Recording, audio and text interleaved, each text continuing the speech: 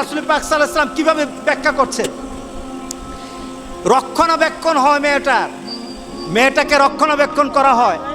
কারণ একটা ছেলে যখন একটা মেয়েকে বিয়ে করে, তার চিন্তা চেতনায়, তার ভাবনায় তখন মনে হয় যে এই মেয়েটাকে সকল ধরনের বিপদ আপদ থেকে আমি রক্ষা করব, আমি তার পাশে থাকবো, আমি তাকে বিভিন্ন গার্ড দেব, তার বিপদের সময় আমি কাছে থাকবো।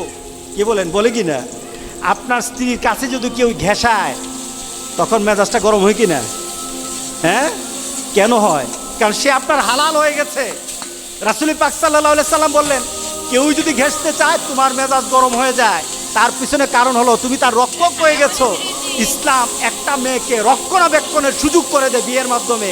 আর ওই মেয়ে যে স্টাইল করে বিয়ে করেছে, সন্তান প্রজননের গোটা পৃথিবী টিকে থাকবে যতক্ষণ পর্যন্ত আল্লাহ সুবহানাহু ওয়া তাআলা যে মানুষ সৃষ্টির পদ্ধতি বানিয়েছেন, পদ্ধতি সৃষ্টি করেছে, এটা চালু থাকবে ততদিন পর্যন্ত পৃথিবী সুন্দর হবে। আপনি ইউরোপ আমেরিকায় যান, বাচ্চা নাই, 40 বছর আগ পর্যন্ত তারা বাচ্চা কাচ্চা নেয় না। এটার পার্সেন্টেজ কত? 77%। 77%। আমি অনেক দিন আগে একটা ডাটা দেখেছিলাম, ইউরোপ আমেরিকার ছেলে মেয়েরা তারা 40 বছর 45 বছর পর্যন্ত তারা বিয়ে করবে না। মানে কি?